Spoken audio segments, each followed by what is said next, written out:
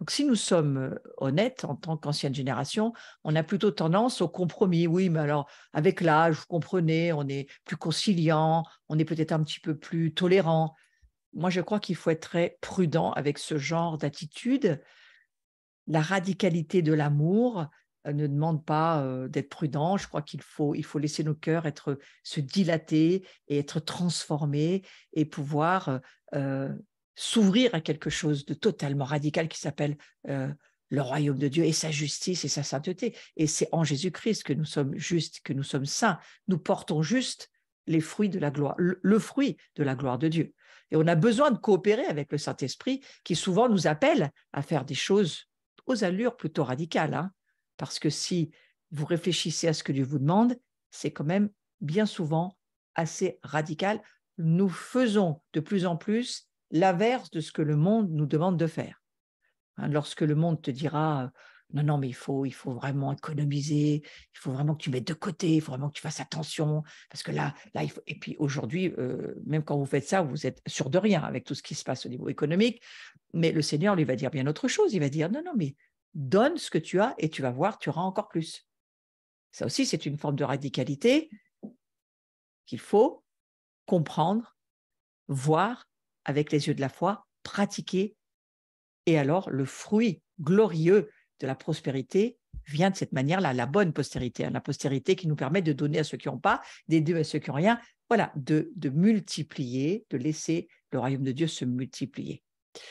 Qui le fait? C'est le Saint-Esprit qui l'a fait.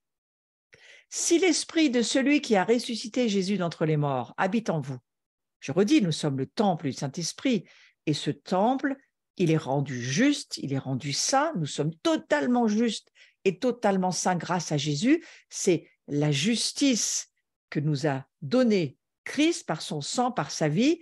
Nous sommes des saints, et c'est très radical de dire cela aujourd'hui. Oui, parce que c'est ce que nous sommes, et c'est le Saint-Esprit qui le fait. Et je redis que l'esprit de celui qui a ressuscité Jésus d'entre les morts, si cet esprit de résurrection, il habite en vous, celui qui a ressuscité le Christ d'entre les morts rendra aussi la vie à vos corps mortels par son esprit qui habite en vous. On peut l'entendre et pas l'entendre.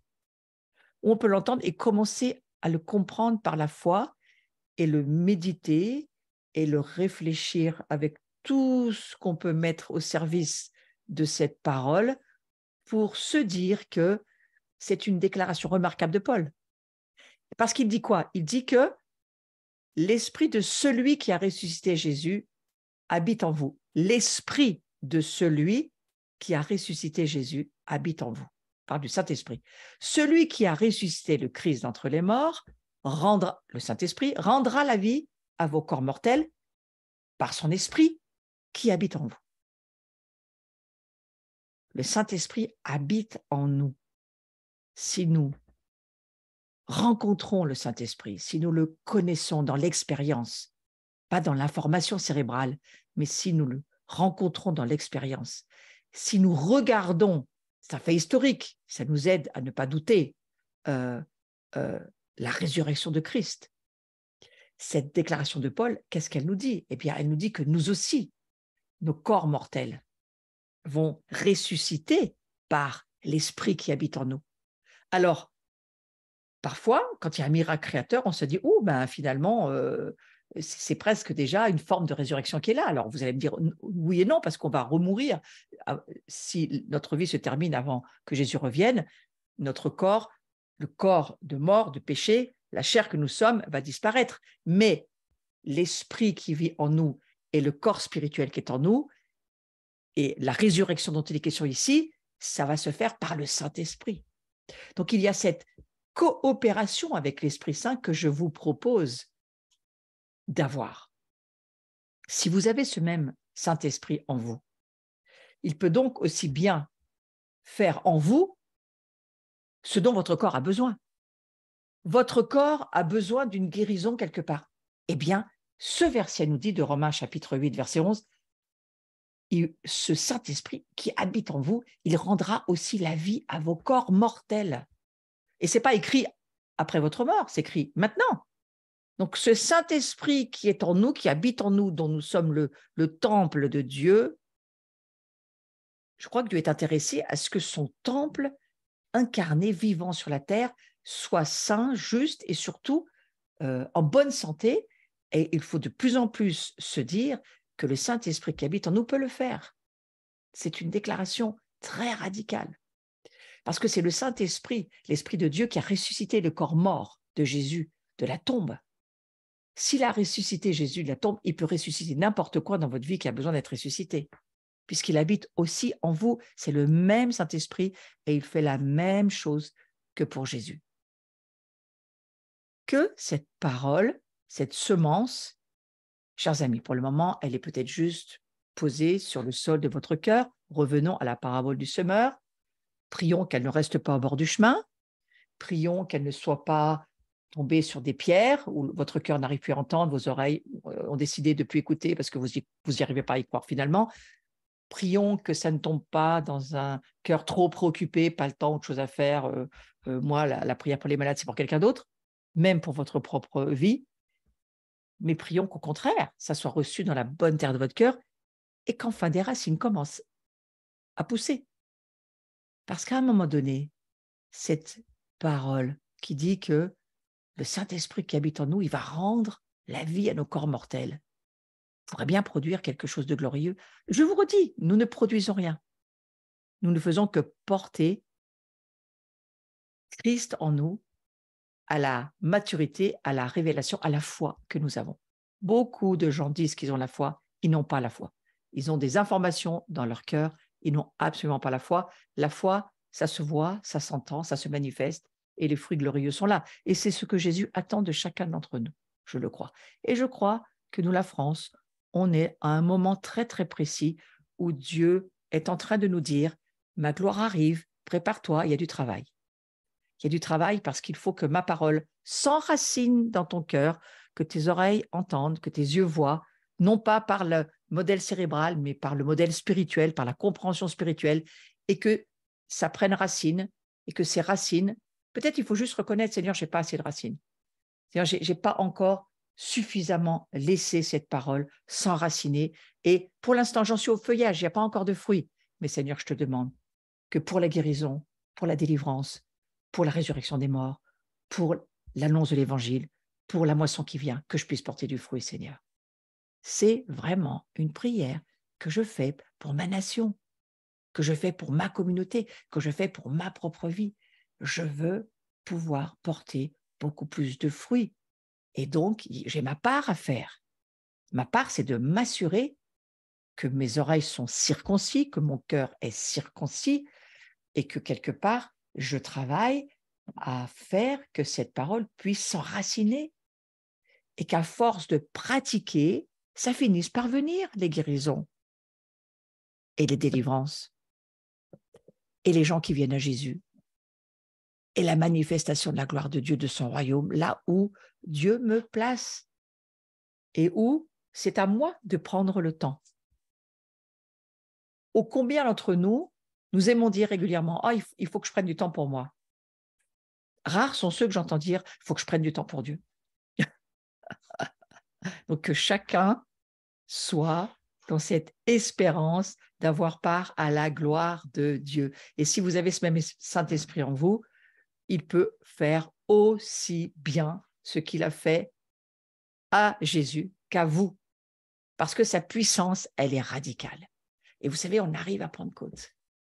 Et je crois qu'il faut demander une Pentecôte pour notre cœur, il faut demander une Pentecôte pour nos oreilles, il faut demander une Pentecôte, un baptême de feu de l'Esprit de Dieu pour que nous commencions à véritablement croire et à laisser s'enraciner la vérité de la parole de Dieu.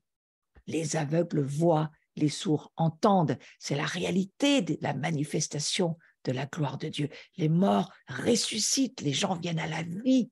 Jésus est vivant et ça s'entend et ça se manifeste au travers de ceux et de celles qui croient. Ouais. Donc l'espérance d'avoir part à la gloire de Dieu, je crois qu'on y touche là d'une manière assez radicale. L'espérance d'avoir part à la gloire de Dieu. Relisons ces passages. Si vous demeurez en moi, le si est immense, si vous demeurez en moi et que mes paroles demeurent en vous. On ne peut pas dire que Jésus demeure en nous si on n'a pas la parole de Dieu qui demeure en nous et si on ne la pratique pas, cette parole. On revient toujours à cette parabole du semeur en nous disant, alors cette semence, elle est passée où? Elle a donné quoi? Où sont les arbres, où sont les fruits? Où sont les racines? Où est-ce que j'en suis de la parole qui m'a été donnée lorsque j'ai ouvert le livre et que Dieu m'a parlé et qu'il m'a dit, je t'éoins pour que tu guérisses les malades, que tu libères les captifs, etc., etc. Donc, si vous demeurez en moi, que mes paroles demeurent en vous, là, c'est obligatoire. Si Jésus demeure en nous, la parole demeure en nous. C'est peut-être la carence de l'Église aujourd'hui, qui ne lit pas suffisamment, pour la plupart d'entre nous, la Bible en tous les cas. Je vous encourage à le faire. Je vous encourage à demeurer dans la parole de Dieu. Gardez cette Bible ouverte dans votre maison, là où vous pouvez mettre des Bibles. Ouvrez-les à certaines pages. Disciplinez-vous à la lire. Pas le petit verset du matin, 3 secondes pour toute la journée, mais méditez, c'est-à-dire projetez vos pensées, renouvelez vos pensées, lavez vos pensées avec ce que Dieu vous dit dans sa parole. Fermez beaucoup plus que ça la télé, les actualités, les médias qui sont anti-Christ. L'esprit d'antéchrist derrière. Et que la parole de Dieu, elle nous transforme. Je suis toujours dans cette histoire de la transformation pour la gloire de Dieu. Donc, si vous demeurez en moi et que mes paroles demeurent en vous, demandez ce que vous voudrez et cela vous sera accordé. Mais on va demander ce que vous voudrez. Finalement, ça veut dire demander ce que moi, je vous demande de demander parce qu'on sera tellement perclus, remplis, pénétrés de la parole de Dieu qu'on voudra ce que Dieu veut. Et forcément que ça va nous être accordé parce que nous, on veut ce que Dieu veut. Quand on est radical et qu'on veut porter du fruit pour la gloire de Dieu. Verset 8, si vous portez beaucoup de fruits, mon Père sera glorifié. Vous serez mes disciples. Si je lis ce verset à l'envers, je dirais, vous n'êtes pas mes disciples jusqu'à ce que vous portiez du fruit. Et mon Père, il n'est pas glorifié tant qu'il n'y a pas de fruit visible qui se manifeste dans votre vie. Donc, voilà, le si est extrêmement important. Il faut que ça nous encourage ce soir. On va finir sur ce verset-là. On ne va pas aller plus loin, mais on va prier ensemble pour dire, Seigneur, merci pour cette parabole du semeur. Merci parce que tu nous rappelles, tu nous redis combien nos cœurs sont importants, combien c'est nos cœurs qui sont véritablement la chose sur laquelle il faut que nous nous concentrions, que notre cœur devienne ton cœur. Que nous puissions prier ce soir, que la parole de Dieu vienne dans une bonne terre, la terre de notre vie, et que nous puissions faire une prière de repentance et de renoncement à ne pas faire partie des 3 autres cas de figure, de ceux qui ne tiennent pas compte de cette parole, font comme s'ils ne l'entendaient pas, ou la laissent tomber n'importe où, sont négligents, sont frivoles, ne s'occupent pas, entendent mais n'entendent pas finalement.